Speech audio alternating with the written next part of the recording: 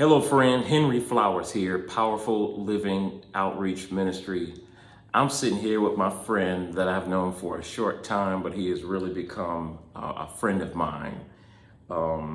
Met him at a motorcycle shop looking for some work to be done on my motorcycle, and this guy just quickly, he was there getting service, or at least getting service on your own bike. Exactly. And he saw a new rider because of some of the questions that I was asking, and he and I became good friends, has taken me on several rides here in the Cincinnati area that have just shown me things and began to teach me things. And we already been rapping. We already warmed up. We got the vocal cords warmed up.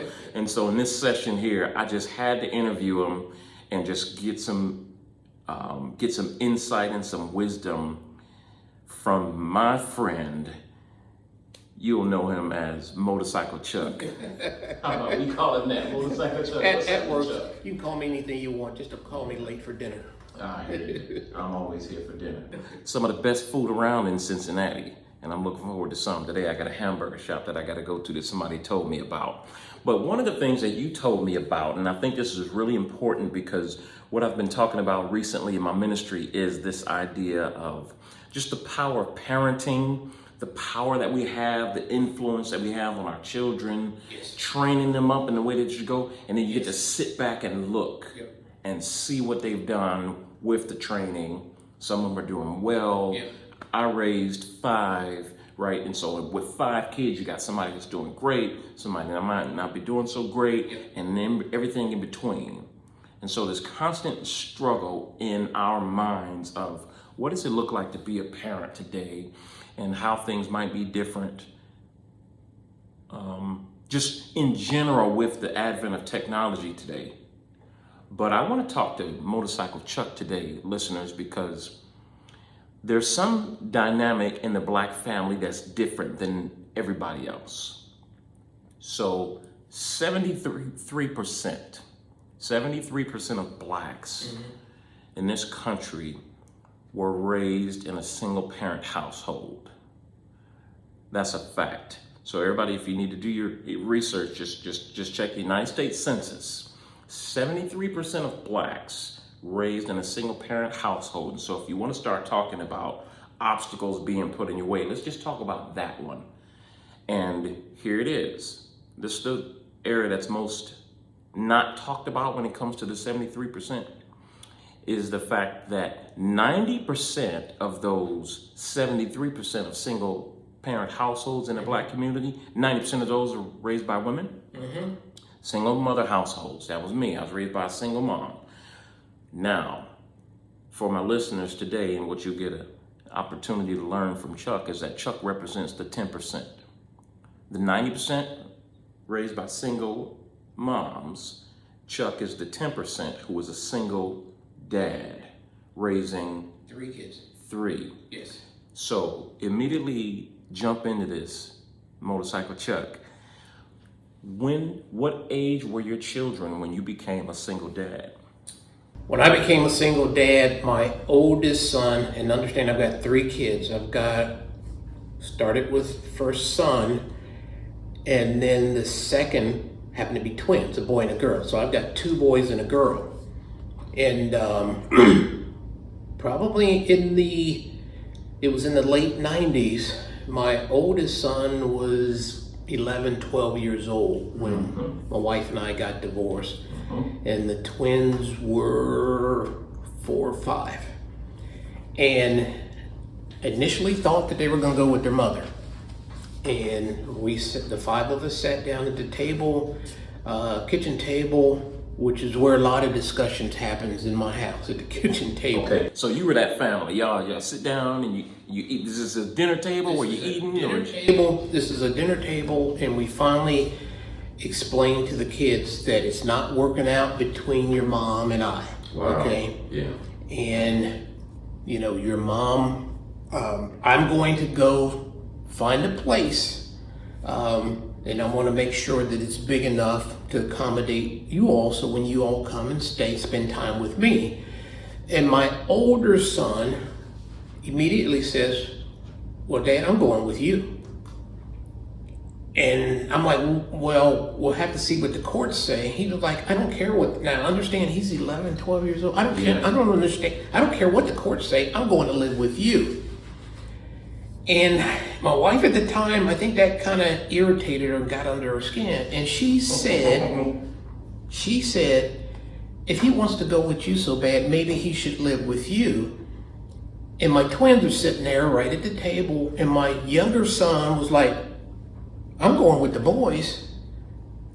And my daughter says, you guys aren't leaving me, so I'm going with you all. Oh, I see. So I turned and looked at her, and I'm like, well, it's apparent they all want to stay with me. I said, just maybe you just leave.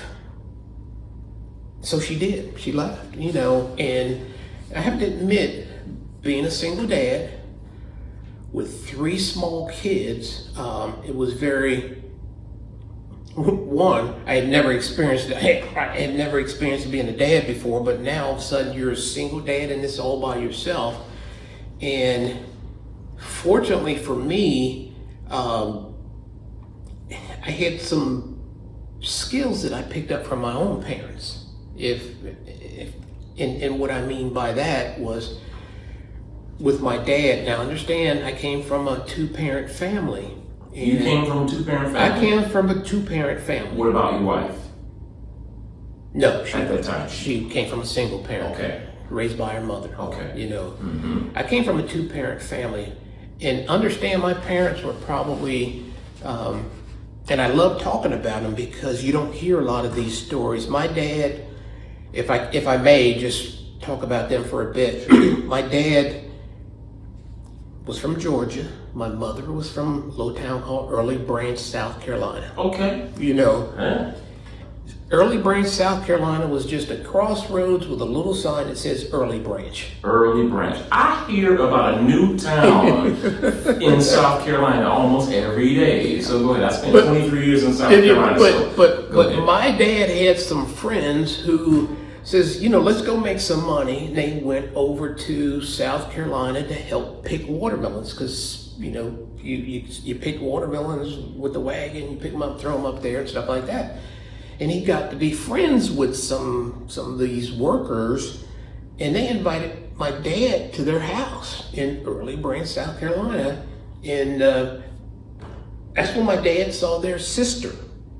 And who is that? Well, that's our sister. Now understand, my mother comes from a family of 9 boys. She's the youngest, she's a girl. So 10 kids, 9 boys, and she's the girl. And she's the only girl. And they called her, that's Daddy's little Blossom. So that was her nickname, Blossom. And your dad saw her. And my dad saw her. And something started happening. Something started, you know. And he lived over in Georgia. He had to come over however he could get over and spend time and stuff like that. What? Was it about a 4-hour drive? It was probably 2 hours, something like that, you know, and however he got over there. But anyway, back in the day, as if any of your listeners know on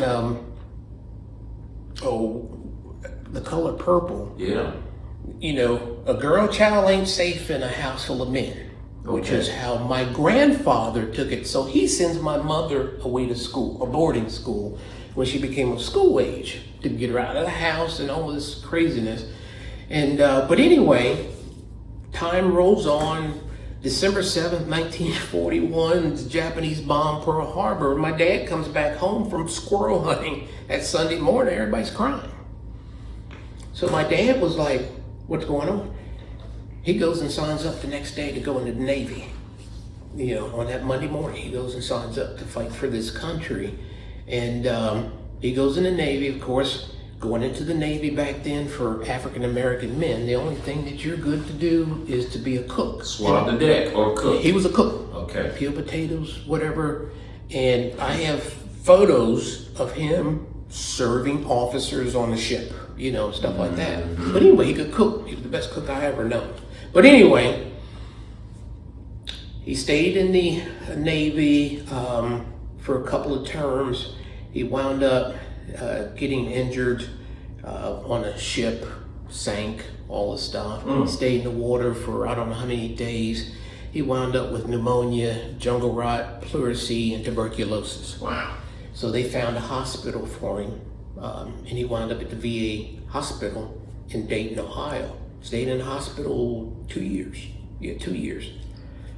My mother packed her bag, and of course, packed her little suitcase, and she came and sat with him in that hospital bed at the foot of his bed for that period of time to help nurse him back to health. So when he gets discharged from the hospital, they only got enough money between the two of them to catch a bus to Cincinnati because they wanted to go back south, but they only had enough money to get to Cincinnati, and this is how we wound up in Cincinnati. But anyway, long story short, there were things that I got from living in a two-parent family. You know, I got my dad only went to the 6th grade. My mom did go to boarding school and graduated and stuff like that. But my siblings today, we laugh at the skills that we picked up from each parent. My dad was, if you're gonna do something, do it right. Discipline, being on time. Actually, you know, if you were on time, he thought you were late. You better get there 5 or 10 minutes early. Now, how many years did he do in the Navy? About 9 years. So do you think these, because if you're gonna do something, do it right, be early is being on time. Are these things that he picked up from military experience? Oh yeah.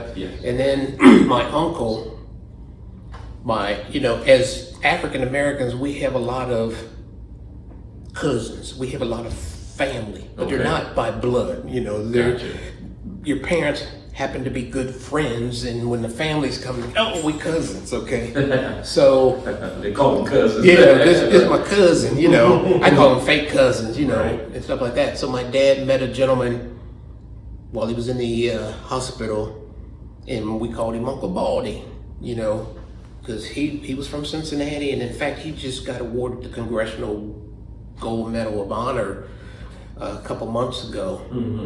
Because he was a part of the first African American group of men that went in the Marines back in the 40s, 42. And through President Obama, they got this group of African Americans because there were no Marines. African Americans were not allowed to fight in the U.S. Marine Corps, until the 40s, and he was in the first group. So I drove up to Michigan to attend that ceremony where they awarded his family his gold medal, Congressional Gold Medal, that was put in place by President Obama. But anyway, so he's a military man. He was in the Marine Corps, and actually just lived up in, I don't know if you're familiar with Hazelwood, which is a black section of Blue Ash. And loved his family, loved his kids. We did a lot of things together. But I hated to spend the night because he was very disciplined. Because when you talk to him and answer him, it was yes, sir, or no, sir. You know, check your bed. Was the bed made? All those things they picked up from the military, you know. So he ran a tight ship. Yeah, he did. That's what we call it. And he always kept that tight haircut, so we called him Uncle Baldy, you know. But anyway. So those are some of the things that you picked up from him. The discipline. And discipline, when I talk about discipline that I picked up from my dad, it covers a lot of categories. Discipline. You know, my dad was always one, you do what you have to do today in order to get to a point where you can do what you want to do later. You know, and he says that will follow, if you follow that in life, it will sit well with you, you know. So you do those things, you get up, you go to work, you know, you do those mundane things that you really don't like to do, but you do them because they won't always be there. My mother, on the other hand, nurturing, caring, and in fact, we laugh because most mothers cook. My mother never had to cook because my dad cooked. He would get up and make us breakfast every morning before school. One of the things that we laugh, my siblings and I laugh about today, is that my father only had a 6th grade education. However, we get our report cards, and he'd look over those half glasses, and he'd look at you, look back. You know, you can do better than this. Excuse me? I got a C. I passed. I don't have to take it again. No, you can do better than this. You know, next time you come here, I want to see some A's and B's. Okay, come back, still got A's and B's. You can do better than this. In his mind, you should be making A's, and you should be working hard to make A's. However, if you worked hard but you didn't make an A, that was okay with him, but you worked hard. So he wanted to check your effort. Oh yeah, To and just see if you wanted were actually doing something. Well, to try to not only checking your effort, he had an expectation from us. Okay. Like I said, when I say an expectation, my older brother, who's now retired, became a pharmacist.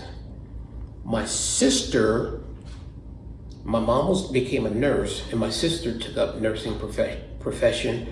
And after about a year after graduating from the University of Cincinnati, my sister didn't like the fact of, when she got a job at University Hospital, didn't like the fact of people telling her what to do when she thought there could be a better way. So she goes back to school. She gets a master's degree in nursing, and then she's working on a PhD. And she ultimately becomes a professor at the School of Nursing at Christ Hospital. Wow. That's high cotton, brother. Here I am, kind of the wild one of the bunch. Didn't really know what I wanted to do other than make some money. So we had an electrician come to our house, and I'm following this guy around, pulling wires, and how much money do you make? And he told me something back in the early 70s that blew me out of the water. Because when I started working my first job while I was in hospital, I was only making 95 cents an hour, which I thought was big money until I heard this electrician. 90? Hold on. You don't get to do that. No. Y'all, listen, I ain't gonna let him do that. Rewind that back. Because in today's society, in 2024, when folks are demanding minimum wage be $15 an hour, you made how much? 95 cents an hour. Then I got my first raise, and it went to $1.05. So I'm over $1. You can't tell me nothing, And so anyway, it was one of those things that after following this electrician around who was making back then something in the teens, that's what I wanted to do. So I wound up going to Cincinnati State to major in electrical design, because in doing research you find out that they were taking people out of 2-year schools to go into the electrician's apprentice program. Mm-hmm. So that's where I want to go. So I wound up following that route. One thing led to another. Got a scholarship, go to Ohio State, electrical engineering. That's how I started at CG&E, and so forth and so on. But going back to the single dad thing, those skills and knowledge that I picked up from my parents. And here again, I always refer back to my siblings. We talk about our parents as if they were still around, because my mother, as well as my father, taught you things. Taught you how to fold your clothes. Taught you how to, believe it or not, vacuum a floor. Yeah. And my kids laugh at me today. Of course, they picked up a lot of the same habits, because you don't vacuum going forward, you vacuum backing up. Because you don't want footprints in the carpet. Okay. So my kids laugh at me today. It was like, oh, Dad's been in here. Look at, they call them carrots, and stuff like that. We call them wand passes. So I used to be a carpet cleaner. Okay. And we clean our way out of the room. Did you? Yeah. You don't want any footprints left. Exactly. Gotcha. And how we fold clothes. Mm-hmm. My mother being a nurse, how you put that corner when you make up the bed, you do that corner, and how you fold your towels, just all those things. So anyway, because that was how I grew up, being a single dad, that's how I taught my kids, because that's what I knew. So anyway, the one interesting thing about the educational piece with my older son, and I will never forget this. I don't even care whether Alzheimer's sets in, I won't forget it, We stopped at a Wendy's store, and my kids would always, when they would bring their grades home, And like my son, well, with all of them, why is this not an A? What is it that we need to do? Because I'll help you do in order to get an A the next time. You know, my expectation with you is that you'll get A's. You know, if you get something less than an A, but you worked hard, I'm okay with that as long as you put out the work. You know, you can't argue with that. Not everybody gets everything. And I had a little thing going with my kids that for every A that you get, I'll give you $5. All right, now we're talking. You know, and I've got twins and they take the same classes. But occasionally there would be a B or a C, but they worked hard. And they were like, so am I gonna get $4 for a B and $3 for a C? I'm like, no, you don't get anything. You get $5 for an A, anything less you get nothing. Oh, is that right? How right is that? How fair is that? Well, listen, I'm making the rules, you know, so as far as I'm concerned, it's fair. So there were those discussions when they were growing up through grade school. So let me teach these young folks something. Right? Now that's the original golden rule, okay? Right there is the golden rule. When your man says you get $5 for an A and nothing else for anything less, right. Those are his rules. So that comes back to the original golden rule that says, he who has the gold makes the rules. You know, so while you're in my house, exactly. breathing my air, eating my food, under my roof, but these are my rules. But let me tell you, the interesting thing, now my older son is in the 10th or 11th grade, and we're sitting in the family room and we're watching something on TV. And I'm like, you know, everything going all right? You know, you need me to help you with it? No, I get it. So anyway, we just happened to go to Wendy's, not too far from here, picking up something on the way home. And I asked my son while we're waiting at the drive-through window, what's your grades look like this year? He was like, I'm sure whatever they are, it's not gonna be good enough for you. Oops. I'm like, what did you? The woman handed me the food. I threw the bag in the back and I pulled over to a parking spot. Now, how old is he now? No, he was in the 10th or 11th grade. Okay, so he's a teenager. Starting to smell himself. Yes, sir. As the old people would say. Yes, sir. So anyway, I pulled over into a parking spot, turned the car off, and let me tell you, the reason why I'm so hard on you and I have an expectation of you making A's is that because I believe you can do it. I said, but I'll tell you what, I'll never ask you about your grades again. Okay? So anyway, we have our little discussion going home. He gets his report card or grade sheet one day, and I'm sitting at home, and he comes and flops down next to me. I'm like, what's the matter with you? I just found out I'm gonna get a B in whatever class. You know, I could have made an A. And for me, what that led me to believe that he has gone from making grades based on my expectation to expectations of himself. So, see, I love this is a powerful principle that you're uncovering here, is that when there's a standard, a high standard set for people, especially for your children, they may not like the hard work that it takes to meet the standard, and they may even resent the standard itself, but because you've kept a standard for that long over the course of time, even when you're supposed to release him to his own ideas, the standard was already embedded in him. Exactly. Yeah. Exactly. And he even said, I could have worked hard. I could have made an A in that class, you know? And my thought was, now you have an expectation of yourself. And another thing too, like I said, my dad only went to the 6th grade.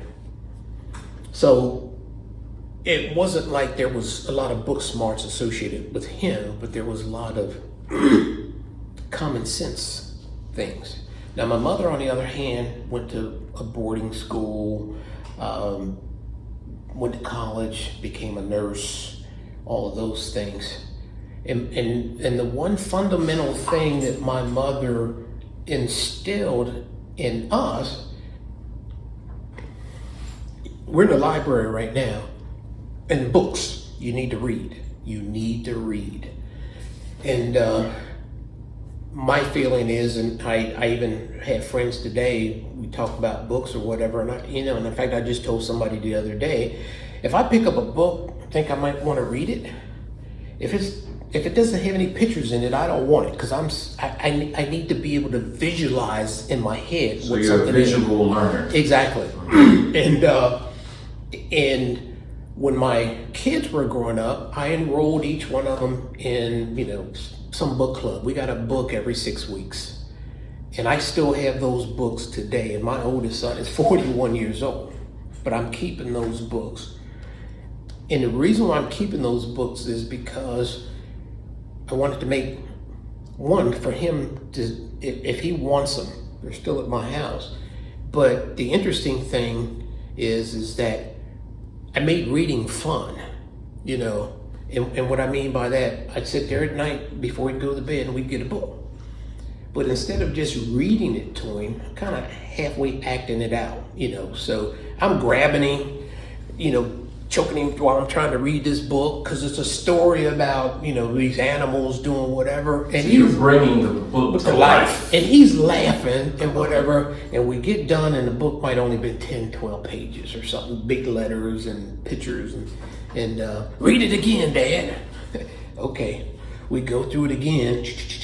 You read it, and I got him, and he's laughing. Read it again. I'm like, look, you got to go to bed. I'm not reading this anymore, And it was interesting, and that's easy to do with one kid. But when the twins came along, I couldn't really spend that amount of time and do that. But it made books available. Now, the interesting thing today, my son is 41 years old. At the beginning of every year, he posts online on Facebook or some of the social media the books that he's chosen to read this year. And I mean, there's a stack of books, and I'm looking at these books, and I'm like, whoa, that's way over my head, because I have one book that my son wanted me to read. I still have it today on my bookshelf at home, and it's called The Elegant Universe. Mm-hmm. By, I think it was Bob Greene, some astrophysicist guy who wrote this book. And my son was like, oh, you gotta read this. You gotta read this book. This kind of explains life and everything. And open up, and I got through about the first 7 pages, and I'm going like, and he was in the 7th grade when he read that book. So, but being a single parent, there was a lot of things I didn't know. I only knew what I knew based on coming out of a 2-parent family home. And what I mean by that, every day my kids would go to school. They'd come home. They changed their clothes. Those clothes went into the laundry. Dirty clothes, whatever. So at the end of the week, and we'd get home on Friday, always ordered a pizza or something like that. Pizza Fridays for dinner. Okay. And then I spent the next several hours doing laundry, folding clothes, pressing their pants, hanging them up. I'd do that until 3, 4 o'clock in the morning. And I did it religiously, because that's what I knew, But they were too young to do their own clothes, stuff like that. And if you know me, being orderly, and a lot of people are like, Chuck, you're OCD, because when I hang my shirts up, they're all spaced. Mm-hmm. The way I fold my clothes, they're all the same, stuff like that. Mm-hmm. So I did that with my kids. And being a single parent, my feeling was my kids didn't ask to come here. They didn't ask to be in this situation.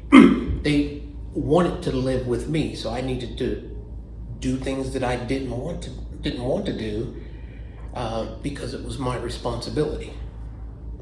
So my mother was like, you don't go out and make no baby and not take care of a baby.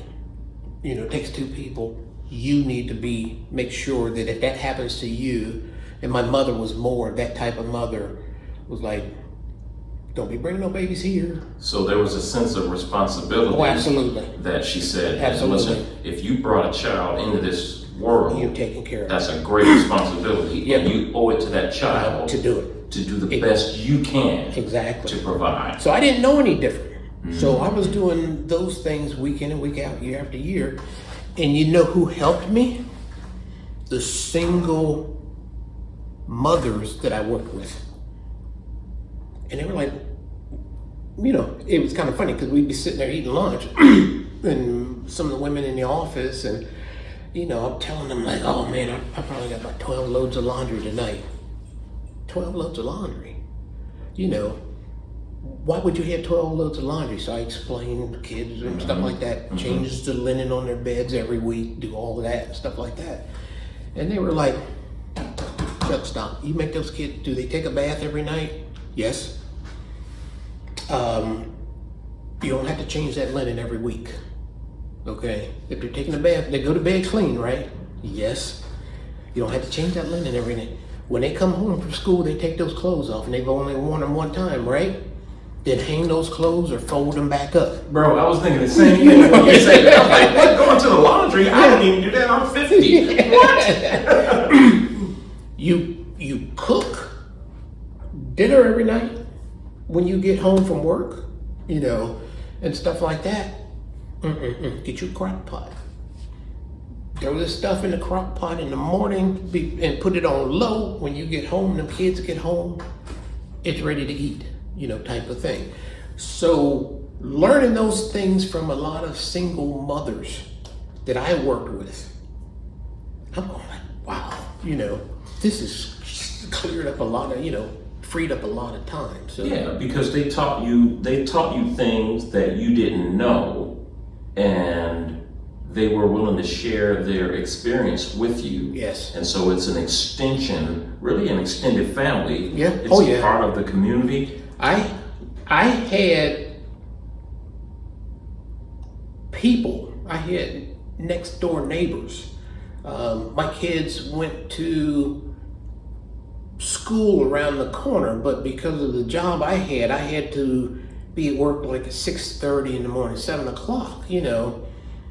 Interesting thing is, all three of my kids had alarm clocks. When your alarm clock goes off, there's an expectation that I have of you when that clock goes off, that you're gonna get up, you're gonna wash up, brush your teeth, put your clothes on, dress yourself, the whole works, and be downstairs, because when 6:30 comes around, we're rolling out the door. And I would drop them off at a woman who absolutely helped me with the kids. She lived around the corner from the school. She was like, Chuck, bring your kids to my house. So I would take them to her house, drop them off. I'd take my older son, because he was older, I'd take him to like an early daycare program at the school that he went to, you know, and then I'd drive on to work. And then at the end of the day, I'd stop and pick him up from the after school program. I stopped and picked him up from the woman who says, I got your kids. And in fact, when the school would call me because one of the kids was sick, actually I had a relationship with the school office that the school would call Nancy, who was the woman that, she was like, I'll go get your kids.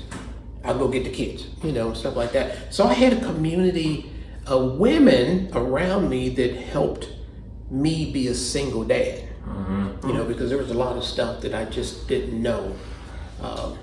So I want to jump in and just comment on this part for my listeners. I know you guys are getting it. I got a really strong group of followers here. This is all highlighting the power of having mentors in your life and being willing to learn from somebody who may know some things that you don't know, and being humble enough to actually take advice and implement absolutely those kinds of things. Now that's another another trait that I picked up from my father in particular. You said mentors. And I don't want this to sound wrong. My dad says if you meet somebody and you become friends with that person, but they don't offer you anything, there's nothing that you can get from them that helps you grow, then why are you in a friendship with them? Mm-hmm. And I'm not saying using somebody, because hopefully they're getting something from you. So if there's not this exchange in a relationship, I don't care whether it's men or women or whatever, if you're not getting anything from them, why be in that relationship? See, that's beautiful, because in our ministry we talk about this idea of powerful relationships. Powerful living always springs forth out of powerful relationships. Absolutely. And these relationships that are powerful are the ones where there's give and take, and the ability to constantly do inventory. Yes. On these relationships. What's this person bringing to the table in this particular relationship? Exactly. What am I bringing into the relationship? And then you talk about the power of saying, you know what? Yeah, this person, you out. Yep. I've just discovered and chosen that you're not contributing, and you're actually taking away and pulling from me, almost like a parasite. So exactly, you gotta go. Yeah, and let me throw that back to the time when I was in college. I'm at Ohio State University, only black guy in engineering classes and stuff like that. And for the life of me, I can't make the grades. I can't make the grades, you know. And in fact, I went to Ohio State on a scholarship, and I'm on this scholarship, and you had to maintain like a 2.5 GPA. Okay. My first, and this is the honest to God's truth, my first quarter, because Ohio State was on quarters back then, I'm taking 3 classes. Ohio State doesn't give Fs, okay? A, B, C, D, and E. Okay, I remember the E's. Yeah, absolutely. E. I'm from Detroit. Okay. We got E's. We didn't get F's. Get it right, exactly. Yeah. I got 2 E's and a D my first quarter at Ohio State. I had like a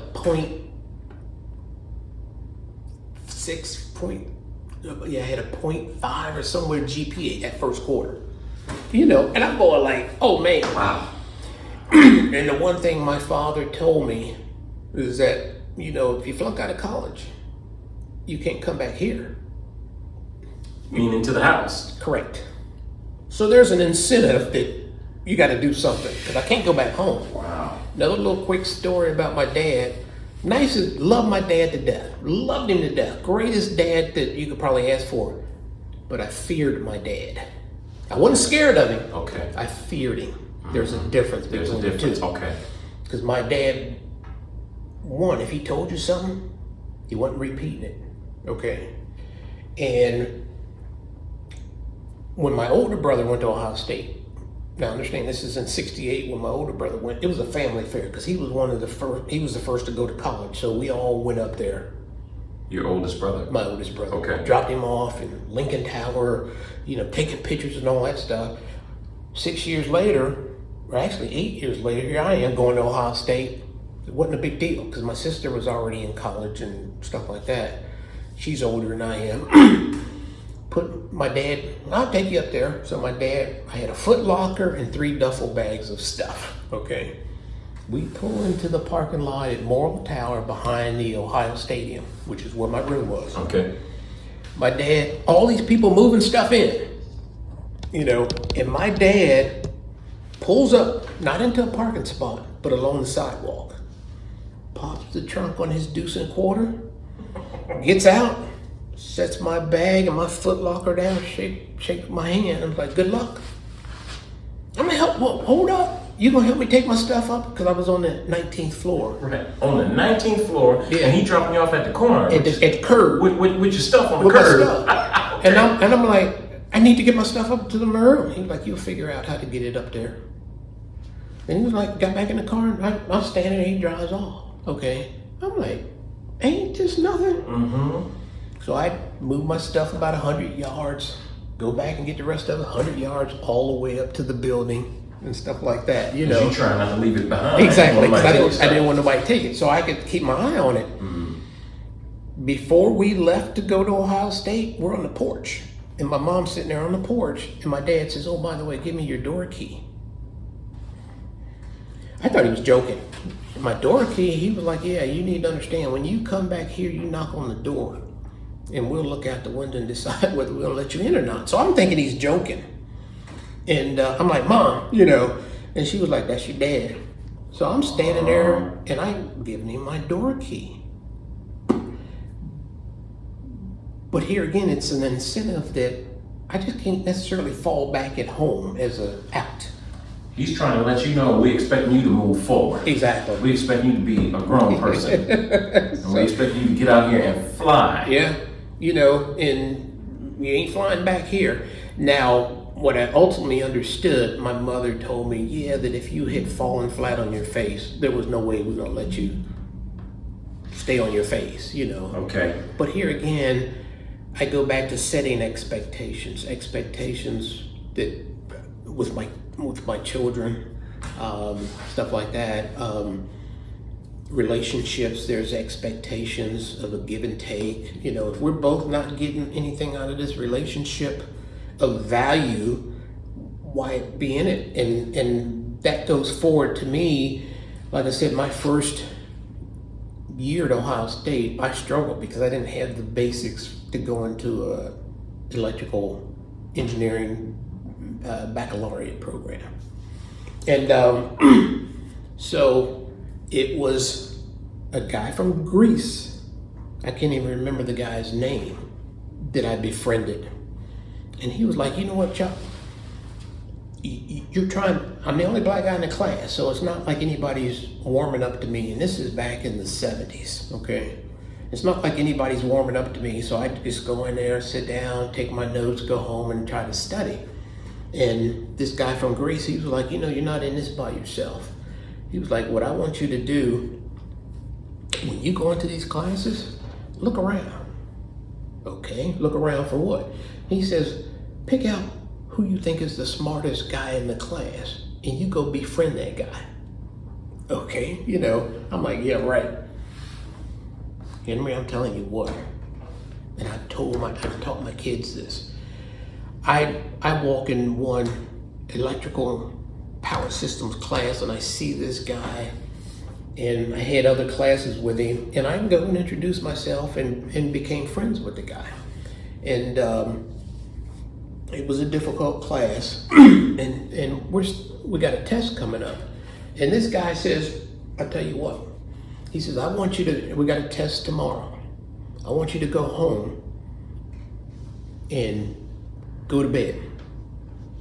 And then you come to the frat house, because he lived in a frat house, at 11 o'clock tonight. Come to the frat house. And I'm thinking, what? I go to the frat house at 11 o'clock that night. We go into the basement of the frat house, and there's file cabinets surrounding this whole basement area. And he goes up to the drawer and he pulls out this big folder of the class that we were taking, and here's all the past tests. Because this guy's father went through the program, his grandfather went through Ohio State, and they all were members of this fraternity. Okay. He finds the professor, and he's got the professor's test that he's given over the years. And we sit there all night long and work through these problems. And we got the answers as well. So it was funny, about 6 o'clock that morning, and we're drinking Coca-Cola. We're drinking Cokes or whatever, trying to, now go back to your dorm, take a shower, and I'll meet you in the class at 8 o'clock. So, okay, I get there, and professor passed the test out, and I'm going like, I've already done this. I've already done it.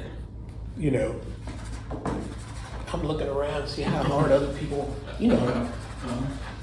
And I went from a 0.6 GPA, I graduated with like a 3.5 or something like that, because I would go and befriend people, and I don't know what they were getting from me other than friendship, because it wasn't like, but they had access to stuff that I didn't have.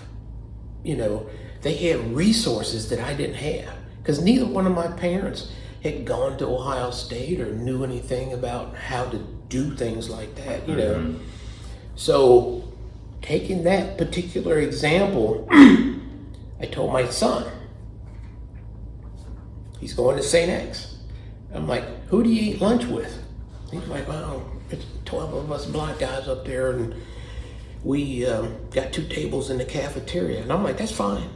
I said, but does anybody have any access that you don't have at that table? And he's like, no. I said, well, get away from that table and go sit with some other people and stuff like that. You know, and he did that in college too. And when he did it in college, undergrad, it was funny because his first year, he calls me up, do I have to come home for Christmas? No. He's like, I got a friend who's inviting me to go to Hawaii with him and his family. Mm-hmm. Well, David, what's it gonna cost me? And he's like, they're paying for everything. And I'm like, hey, have at it. You know? That was easy. Yeah, that easy was decision. That was easy. So relationships, understanding, discipline, all of those things rolled into one. So let me jump in because I want to tell you the things that I've gleaned from listening to you in just this conversation. And for my listeners, you guys can really understand now why I like to sit back and listen to Motorcycle Chuck, okay? Because he can go. But this is wealth, this is wisdom. And I've talked to you guys many times about the power of having mentors in your life and being willing to sit at somebody's feet. Yep. That's one of the things that I think did me very well in growing up in ministry, is that I was never to the point where I thought I knew it. I wanted to learn because I don't have any of those dad stories. Yeah. And so for me, I knew that I was in a deficit and I wanted to learn. So when I got up under my pastors, they did most of the talking and I shut up. Mm-hmm. And I learned and I listened and I wanted to apply these things. So in sitting here listening to you, just in this conversation, I just kind of highlighted 4 things that I've learned from you about being thrown into single parenting. And I want to go back because I got a question I want to ask you, but these are the 4 things that I've pulled out that for all of the people who might be a part of Powerful Living Ministries, single moms, I got some people now that I'm discipling and working with, they got a lot of baggage, you know, a lot of boundaries, your obstacles that you got to overcome. Mm-hmm. Single parents and these kind of things. And so the 4 things that I'm seeing that you grabbed a hold of, and I think would be a huge benefit. When it comes to being a single parent, there's a commitment to working hard. Oh yeah. Be willing to work hard. No doubt. When it comes to your children, I'm realizing the power of setting expectations. Mm-hmm. Set expectations, high expectations for your children. And if they fall short, even though they've worked hard, let them know that's okay. Yes. You know? So love them through the process of overcoming the obstacles to meet the high expectations. And just love them through it, even through what we call failure. No such thing as failure as long as you can get up and keep trying. Exactly. That's what I believe, right? Exactly. So setting the high expectations. What also stood out to me is that you talked about your dad and this term that we use, be your word. Mm-hmm. So I tell somebody, if I say I'm going to be somewhere at 10 o'clock, the moment I know that 10 o'clock is no longer possible, I'm contacting you. And I'm saying, hey, I told you 10 o'clock I want to recreate something here. This happened. Would 10:30 work for you? And if you say yes, when I show up at 10:30, I'm no longer late. Correct. Because I recreated the possibility. You reset the expectation. That's called being your word. Mm-hmm. And so what that means and how that translates, the difference between being your word and keeping your word, just understand, I always try to let people know it's not a play on words. Mm-hmm. It's that I want to have a life that's such high integrity that if 10 o'clock came and Henry was a no call, no show because of your relationship with me, you know I'm dead. That's called being your word. My word will not fail unless my life has failed. There you go. And everybody can live to that standard, Chuck.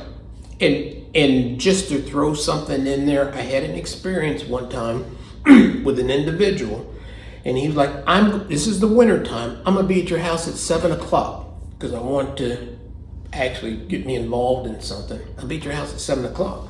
And for me, 7 o'clock, like I said, means 6:55 or something like that. So anyway, 7 o'clock comes and goes. He doesn't show up. This is the winter time. Finally, about 7:30, 7:40, somewhere around there, knock at the door, ding dong, and it's 10 degrees outside and snowing. Ding dong, knocking at the door. I'm like, I was prepared to open that door at 7 o'clock, because that's when you should have been here or before. And he stood out there for about 10 or 15 minutes knocking. Because he knew I was home. Because you let him stay out there. I let him stay out there. So finally go and open the door, and he's like, "Man, you wouldn't open that door." And I'm like, "Well, you said you were going to be here at 7 o'clock. You're 40 minutes late. You never call. You never 40 minutes, bro. Hold on, 40 minutes. Now, go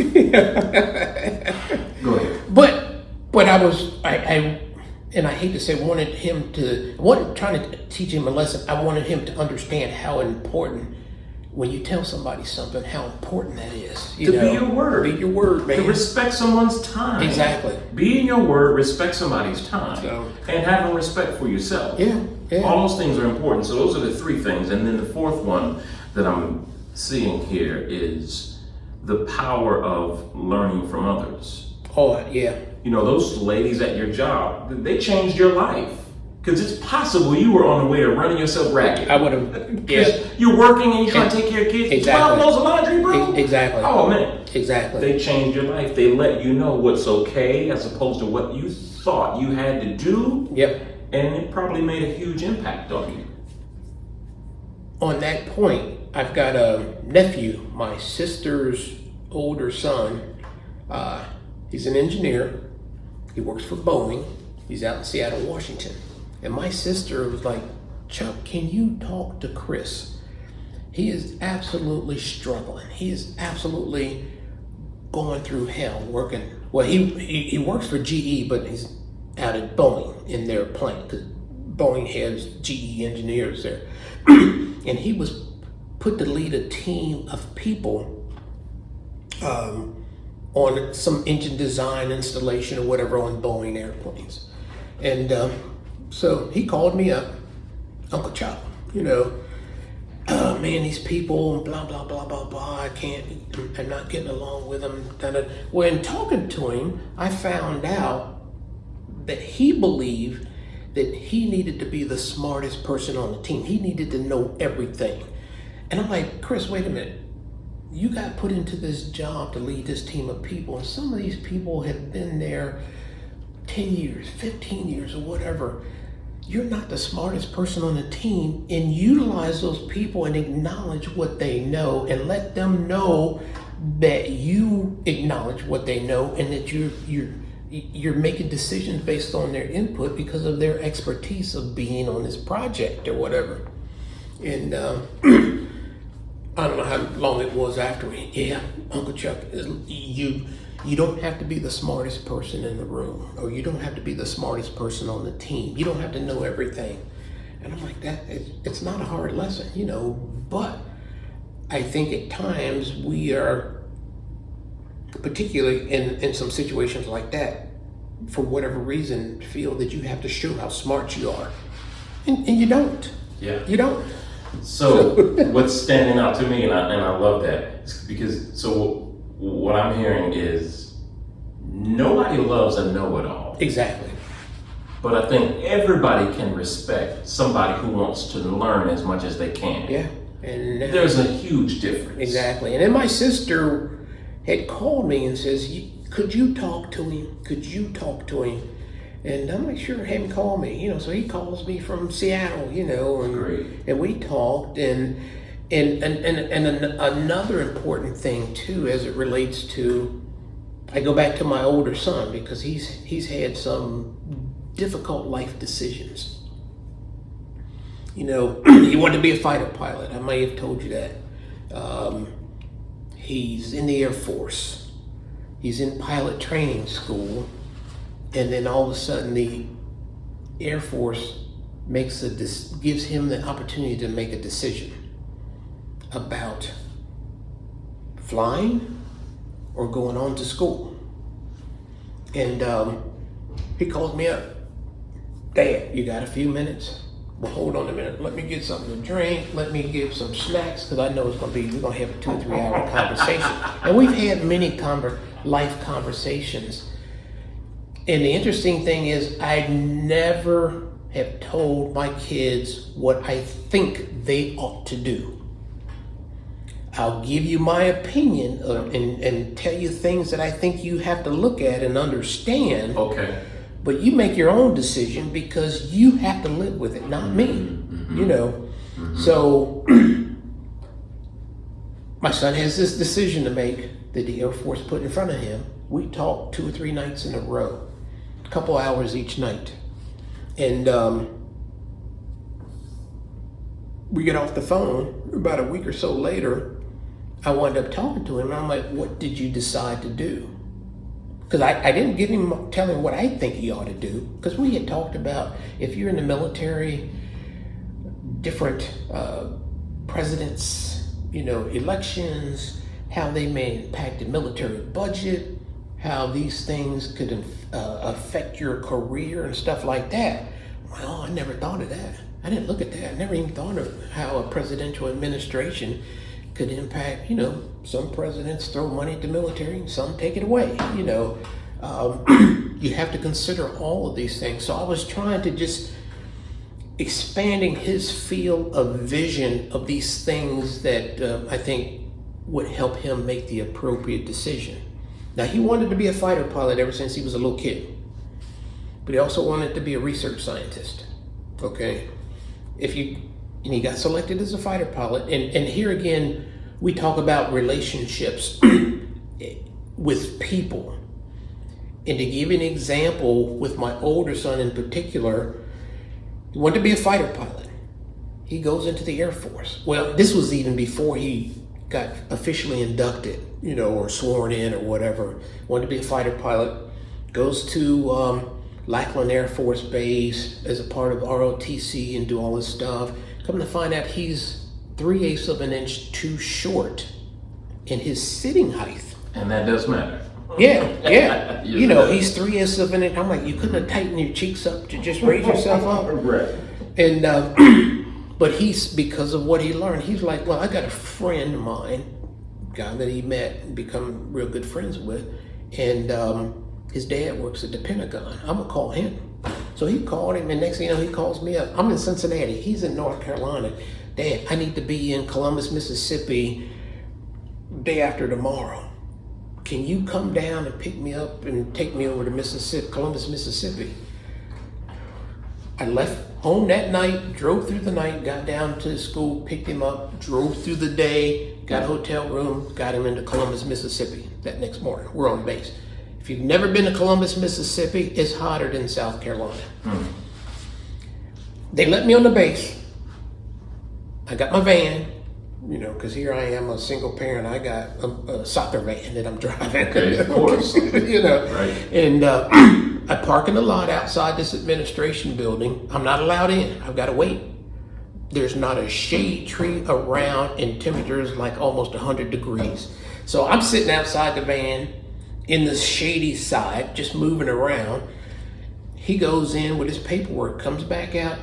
2 guys, they disappear. They come back. They go back in the building.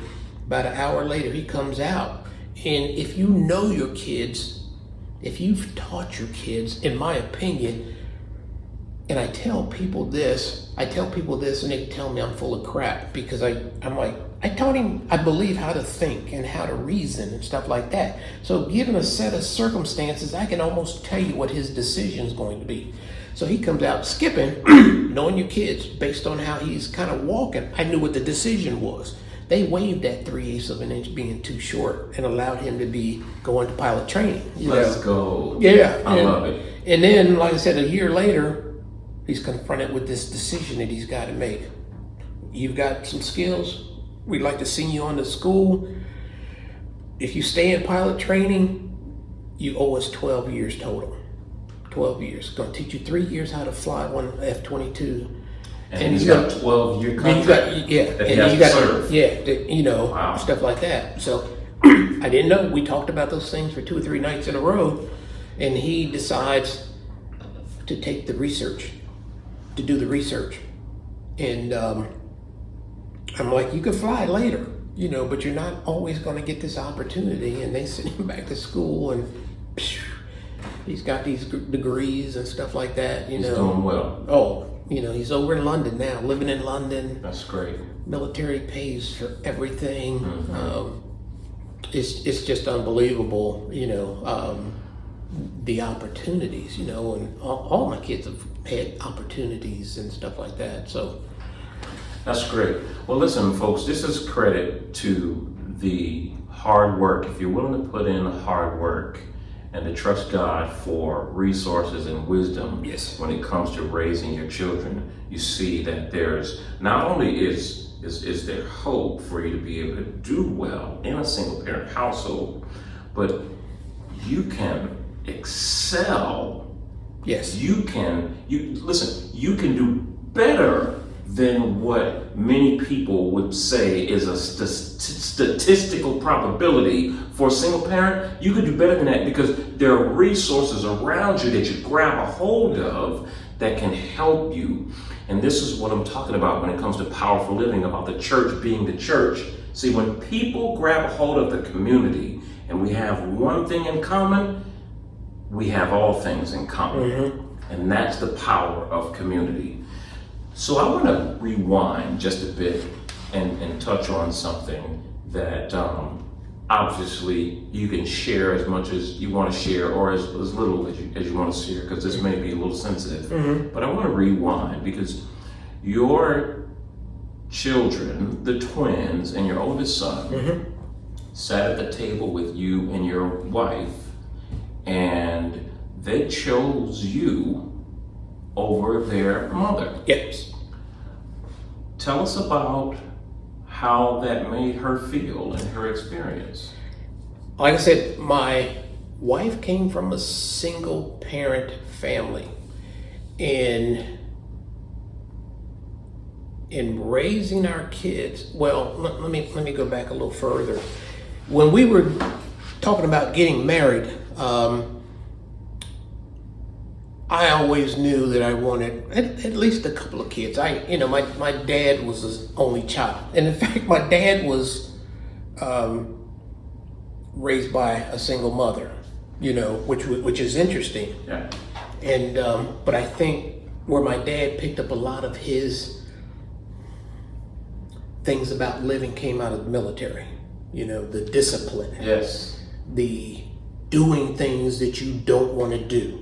Doing things that you think don't mean anything. Exactly. You don't understand why we doing this. If you're gonna peel a potato, peel it to the best of your ability, type of thing. Mm-hmm. And so anyway, it's kind of interesting. I think that's where my dad picked it up, and I got it. And then my wife, at the time, comes out of a single parent. Now understand, I say my wife at the time, or I refer to her as my children's mother. I'll never call her my ex, because that's such a negative connotation. I feel you. It's such a negative connotation. So anyway, we struggled in our relationship as a married couple because she was like, "You're too hard on the kids. You're too hard on them. And now understand, I expected a lot out of my kids, but we also had a lot of fun because I never forget when I would come home from work, pretty much the same time every day. My son, oldest son, he was the only child at the time. He'd be standing there at the front door, and he'd see me pull into the driveway, and he'd take off and run in the house, and he would hide, and it was a game for me to come find him. So he's behind the curtains or in the closet amongst the coats, and I'd open up the closet door, and I'm like, I don't see David in here anywhere and stuff like that. But he's laughing because he's got the coats pulled, and I shut the door, and he kicked the door, and I'm like, what was that? And I snatched that door back open, and there's nobody in here. Or next day it would be behind the curtains or whatever. Yeah. Or we would wrestle, stuff like that. Even when he was a small toddler, and this is one of the things I really think benefited him, I would take him everywhere. We'd be somewhere. Getting dirty is a part of a kid's life growing up. So we'd be sitting out there in the dirt or whatever, and we'd be digging for worms, and he's got worms and stuff like that. So over time, he became very curious about what's in the soil, worms, snakes, animals, how things work. And, but like I said, she would tell me, you act like their friend, you know. I'm like, what do you mean by that? You know, you're supposed to be their parent, you know. I'm like, wait a minute, you're confusing me. Sounds like mixed signals. You're saying you're too tough, but you're acting like their friend. Right, you know, and even her mother would be on my case because at times her mother and sister would be over, and one thing, my kids needed to be respectful. That's respectful for yes, any sir. and all No, ma'am. life. Absolutely. Absolutely, you know. And I can remember one time I disciplined verbally my son. I think I sent him to his room or something like that, you know, because of something he said or did or whatever. And my sister-in-law at the time was like, you know what, you just too hard, you know, I ought to call 241 kids on you. Oh, boy. And my thought was, well, is there a 241 adults? Because if you do that in my house, I'm gonna tell you the same thing, whatever it was, you know. So they just felt I was too hard on the kids, you know, and would do things that was dangerous for kids. Because my son, I'd be out cutting the grass with the lawnmower, and he wants to be out there to help. So I'd let him hold on to that middle bar, and I got the top bar. And we're walking, and then when he finally got to an age, like 12 or 13, he's cutting the grass on his own. Yeah. You know, and my mother-in-law at the time was like, you know, you just allow those kids to do too much, you know. And I said, I only allow them to do what I think they're capable of doing. Okay. And stuff like that. Mm-hmm. And it just got to a point where, and I really felt bad for her because over time, the kids and I had a relationship that I enjoyed, and I still enjoy it to this day. I'm at home one time, and I really felt bad. And my wife at the time said, she asked my oldest, David, do you want to go to the store with me? No. Well, I'll buy you some candy, you know, if you go to the store with me. If I want candy, I'll ask my dad to get me candy. And I'm going, you know, this guy. So it wasn't like, I think the way she was brought up, her job was to clean them, keep them clean, and then send them out to play. Not really establishing any kind of relationship beyond that. So, so you think that was a deficit of hers where she just wasn't necessarily a relationship builder? And she didn't have that kind of relationship with her mother. My mother was my best friend, you know, because my mother, I called my mother 2, 3, 4 times a day to get home. And at the time, she watched Dynasty, I watched Dynasty, she watched Dallas. We'd be on the phone with each other. Oh, did you think JR did, you know, type of thing, or the program would go off. Wow. So my mother and I were real close. I mean, we were just. And your wife at the time, you think hers situation was the opposite? Yeah, it was the opposite. Okay. It was the opposite. And that matters. Oh, yeah. That makes a difference. You know, I always share it with people, and I wrote my book and I talked about my upbringing, being raised by a single mom. But for me, especially when I listen to you talk about your dad and that relationship and how you raised your children and the things that you used to do with your children. Brother, listen, I'm gonna be honest with you. I'm 51 years old. My heart still mourns and yearns for those things. Yeah. Man, Chuck, I don't have any my daddy used to always stories. I have none of those. And I can't relate to not having that, Yeah. you know, and stuff like that. And in fact, one of my good friends was one of those single parent women that worked at the company, and we're still good friends today. And she was like, you know what, Chuck, you're different. I'm like, what do you, different in what way, you know? Because I never wanted to be a statistic. And she was like, you were fortunate enough to have both parents in your home. And I just never thought about it because never really talked about anything like that with anybody. And so another thing too, here I am 68 years old and ride motorcycles with a lot of people. And one of the things that you see with motorcycle people, particularly, is they drink alcohol. Okay. I don't drink. I don't drink. I don't like it. My parents never drank. You know, my dad smoked a cigar.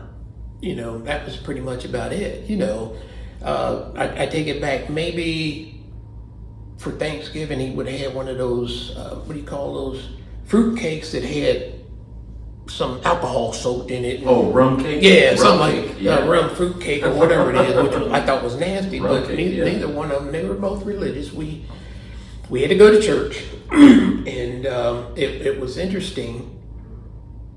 When we got to be teenagers, me and my brother and sister, my dad was like, I don't care what you do, but you're going to church.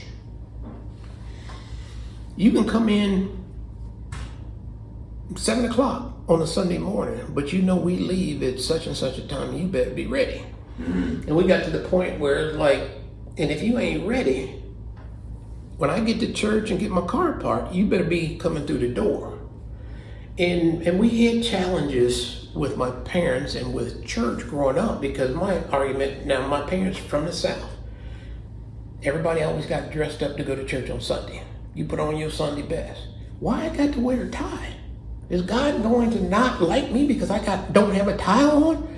So we kind of got rid of the tie, you know, type of thing. We got rid of the jacket, stuff like that. You're a negotiator. Well, you know, you push the boundaries and stuff like that. But that's just how they were.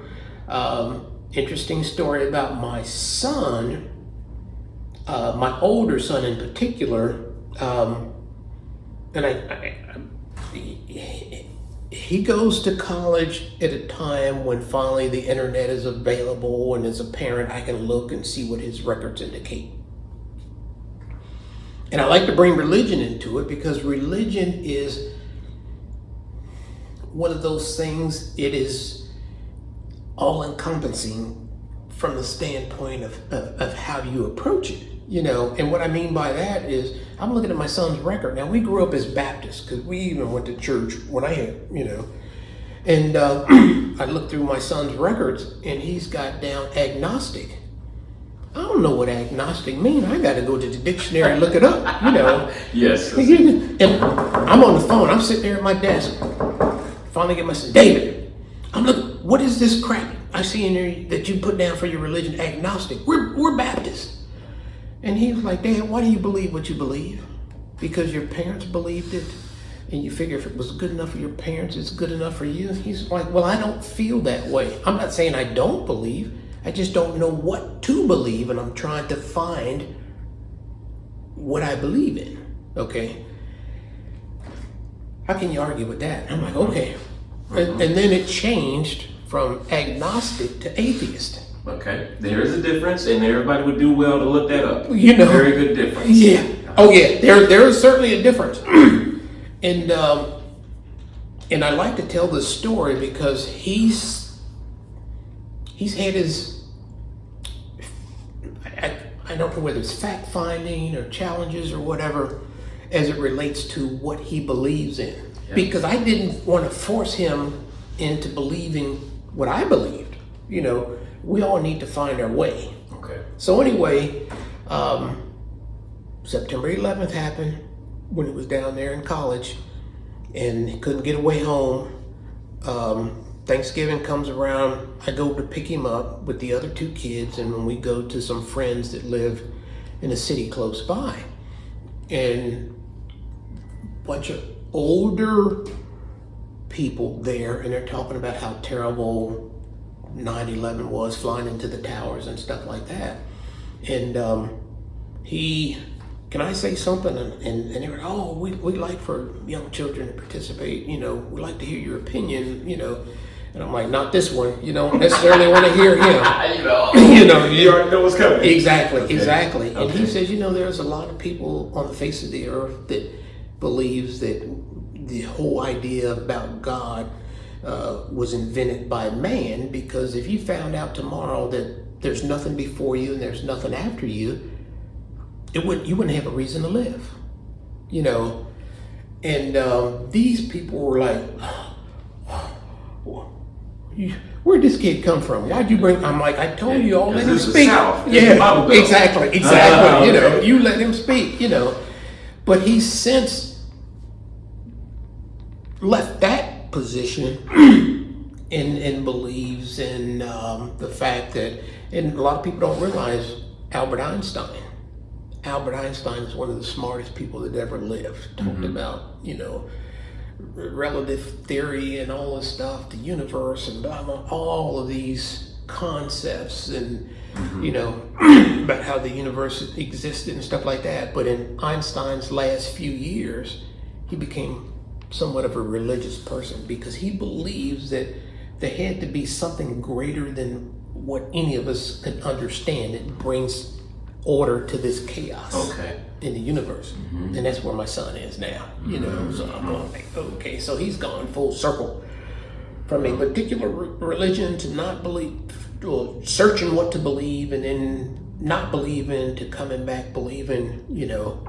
Now he's saying there's got to be some kind of order. There's some kind of creator. There's something that brings order to the chaos of the universe. I got it. And I'm going like, and he was like, that comprehension is not something you're going to find through scientific discovery or something like that, you know, because he was taught all for years growing up, you know, if somebody's arguing with you or got a point, and you're like, prove it. He's a scientist.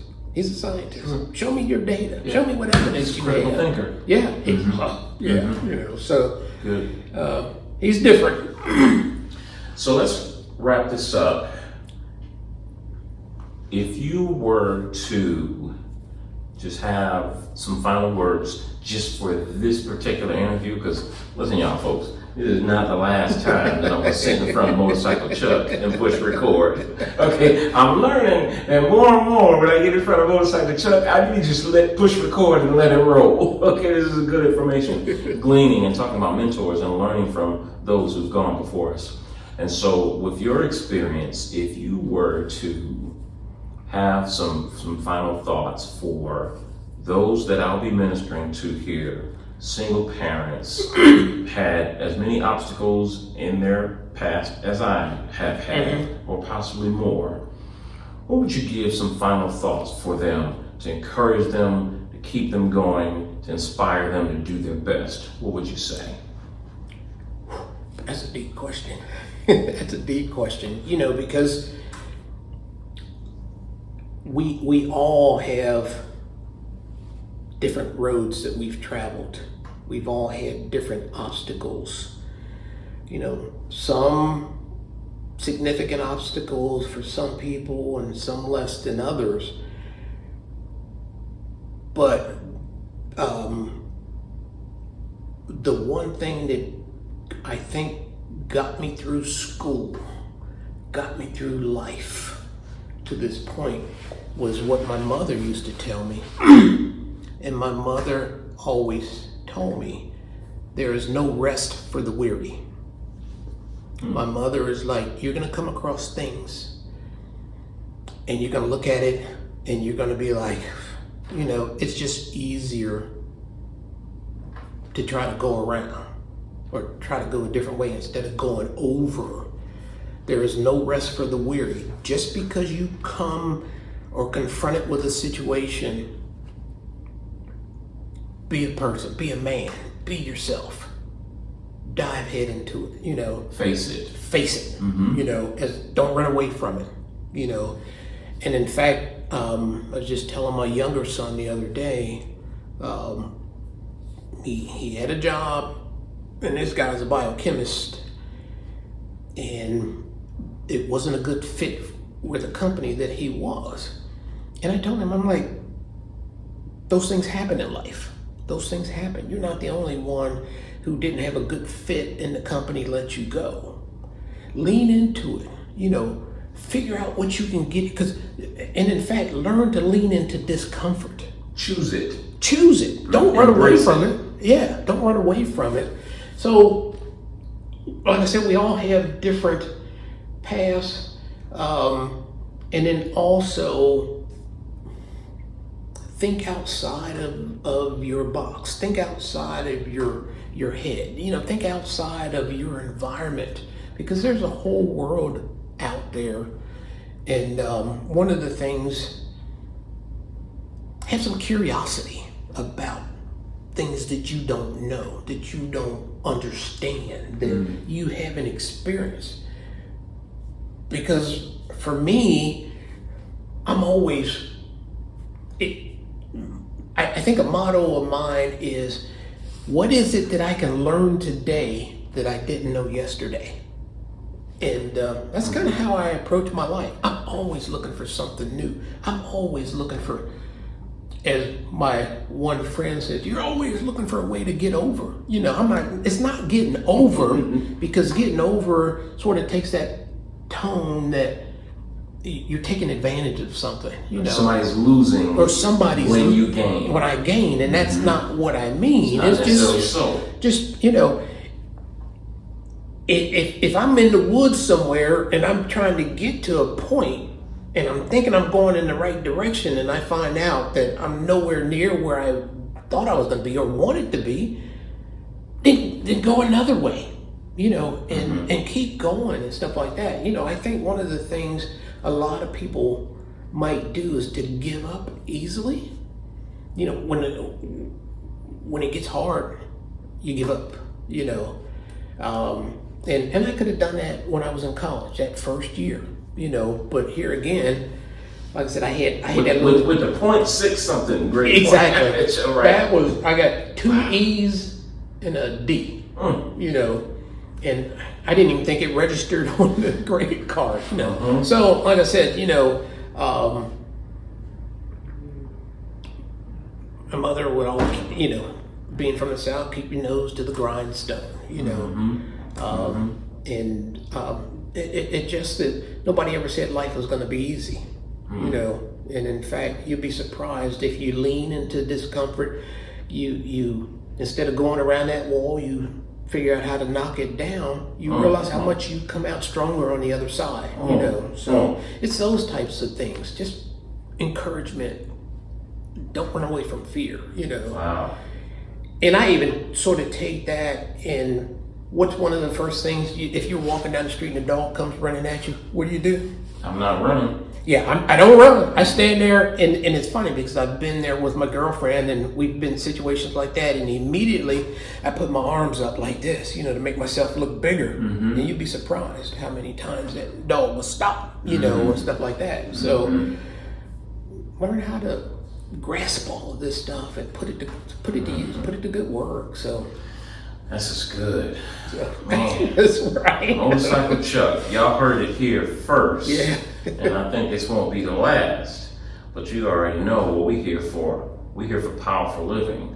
And we in powerful living, when we embrace powerful living, we embrace what happens. And embracing powerful living, for me, is always learning. Always learning, one of the things that people laugh at me, because here again, trying to, my girlfriend was like, let's go to trivia. There was a group of friends of hers with trivia, and they're asking these trivia questions, and I don't know that. I don't, I didn't watch that, because if I want to spend my time in something, it's either reading, learning something that I didn't know, and stuff like that. So step outside of your box, find new things. And it doesn't have to always be on a television. It can be in a library. It could be, a lot of people think, I spend a lot of time in cemeteries because there's history in cemeteries. there's a ton of history in cemeteries, you know. Outdoors and nature, like that. And nature. That little place you took me to in Indianapolis, Yeah. like we went through a time warp. We went over the bridge, and all of a sudden we felt like 100 years ago. Yeah, exactly. You know, that little town, it was crazy.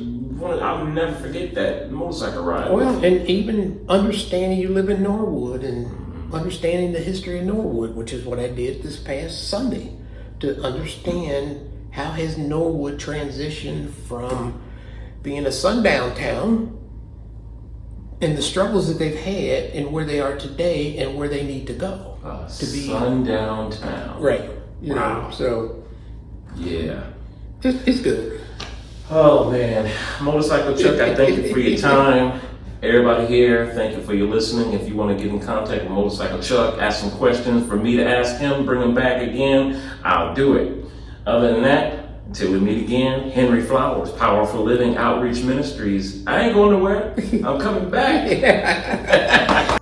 Hello, friend. Thank you so much for being with us in this podcast over the airwaves of YouTube or wherever you find your podcasts. Thank you so much for being a part. Make sure to subscribe, turn on notifications, and feel free to share this information with anyone who you believe could use a little bit more power in their lives. Speaking of power, be sure to join us on Sunday mornings as we gather together in the Cincinnati area at 5616 Wolfpen Pleasant Hill Road in Milford, Ohio. We will be in the upper room at General Dentistry. 10:30 a.m. on Sunday mornings is when we gather together. We have an empowerment session immediately after the broadcast. This is where the true powerful living is put into practice. If you want to come together and work on something with me, one-on-one coaching in a group setting, then you want to be a part of the empowerment sessions. I cannot tell you how many testimonies and how much transformation has occurred as a result of these empowerment sessions. You want to be here. The church, being the church, people coming in with their stuff, working on it with me using biblical principles and getting real transformation in real time so that we ourselves can be empowered, then we can be able to go and empower others.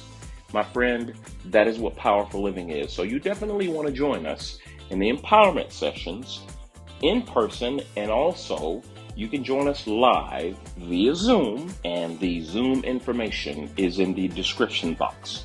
Join us 10:30 a.m. every Sunday, Eastern Standard Time. Look forward to seeing you there. Many of you have been asking how you can give and support Powerful Living Ministries. I have a few options for you. I often go and speak to our young people who are just living in desperate times. Not really sure if I would want to be a young person living in these times with these societal norms that are just banging at the door of their moral houses, and they need help.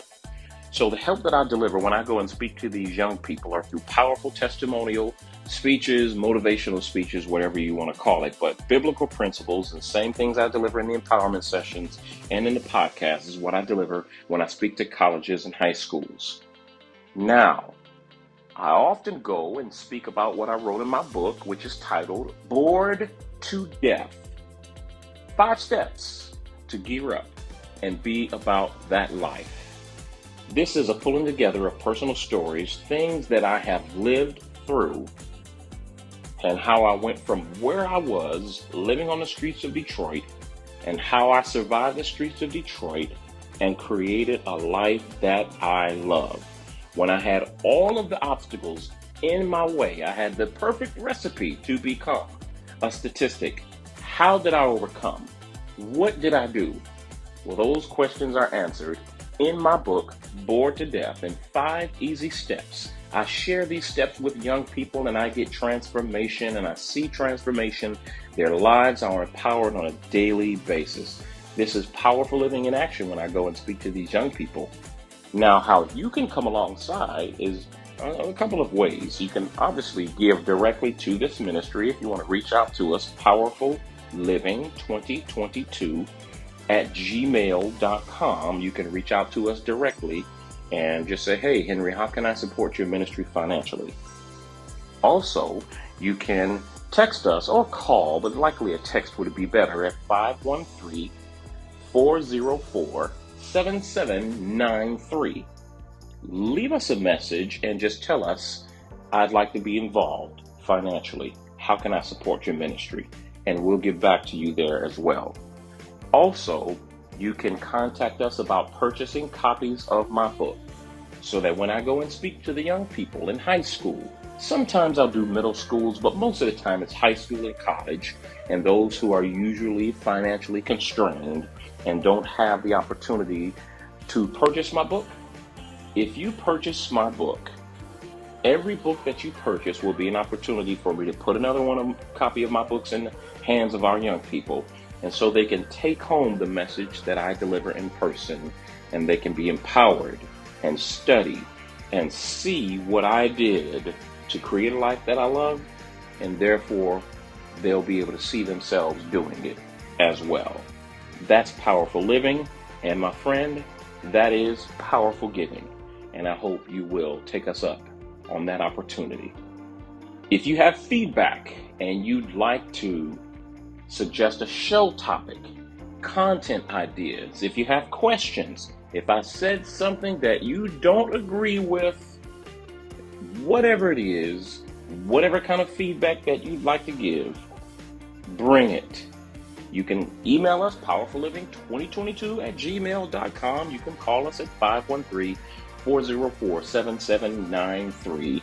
However you get your information to us, just understand I will respond to you directly. I am open. Questions, concerns, show ideas, topics, anything you have in reference to feedback, you let me know. And especially, tell us how this ministry has powerfully impacted your life, and I will likely share that on a live broadcast. Thank you so much for being a part of this ministry.